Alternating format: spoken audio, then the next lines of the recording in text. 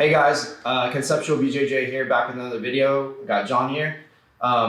Today we're going to be talking about active legs when we're chaining guard and how important it is to keep your legs active, pummeling, and keep them from getting the grips they want before they initiate their pass. So you're not behind trying to, sometimes when we try to break grips, we end up behind, and I'll kind of show you that here. So this is important, especially if you're supine, like if you're on your back. Even more important if you have your gi on when they have those grips. So John's standing here, and if we're sitting here, we can move around pretty well, especially if we have a hand on the mat. And ideally, we want to get to like our position first. But let's say we're a step behind, and he puts me on my back, right? He pushes my chest or lifts my leg and puts me on my back, right? So over here a little bit.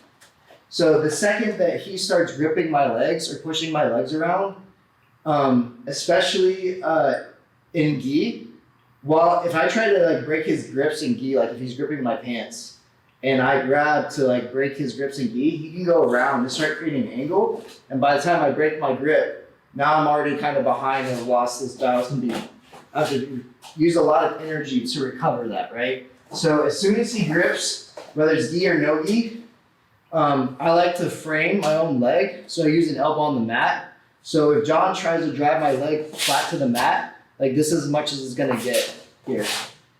Now, it's really hard to pummel your legs the further your knees are from your chest. So if John puts a lot of weight on my legs, especially if he's having grips on my gi pants here, it can be really hard to like pummel these legs in, right?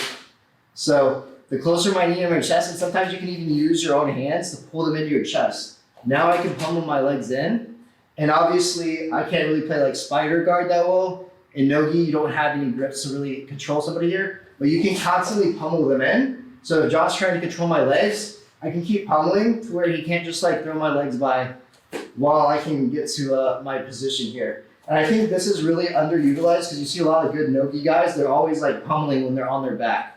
So if John goes to pass, I see a lot of people that just kind of sit here and they'll just kind of try to like push and recover, and that can work. But I want you guys to get used to pummeling your legs as soon as somebody starts touching them. Like, or ideally before they start touching. Like if John backs up and he's trying to grab my legs and I'm just like this, see how hard it is to just like control my legs, they're always moving. And I don't want you pushing. The more I push and extend my leg, it's gonna open up your knee elbow space. So like you want your knees close to your chest because this is the space he's trying to get into. So if John passes to the side, right? Here, he wants to get his knee or his chest in this space. So go back to like knee on belly here, just so they can see. So he's trying to get inside like my knee elbow space here. If John goes back here.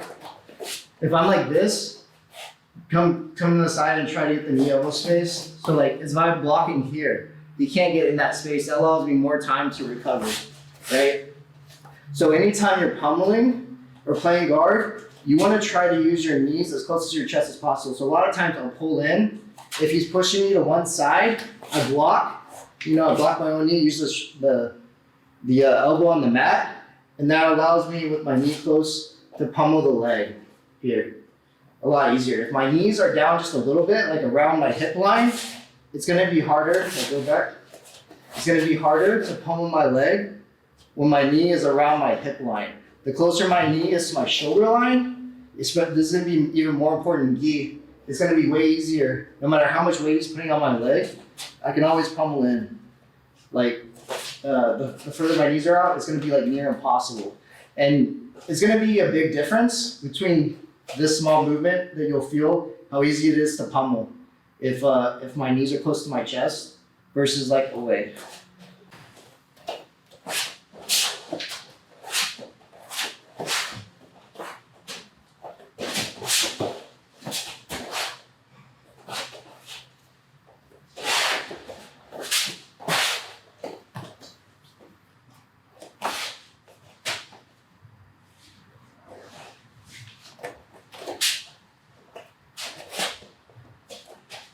And try to push my legs down too, or step in the middle.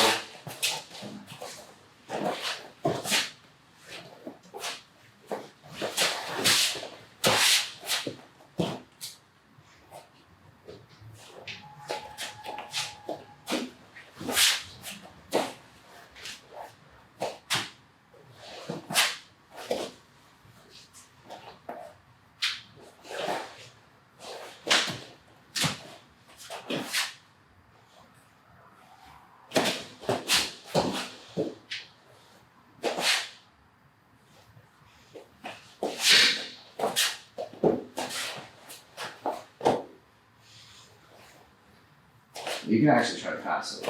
Yeah.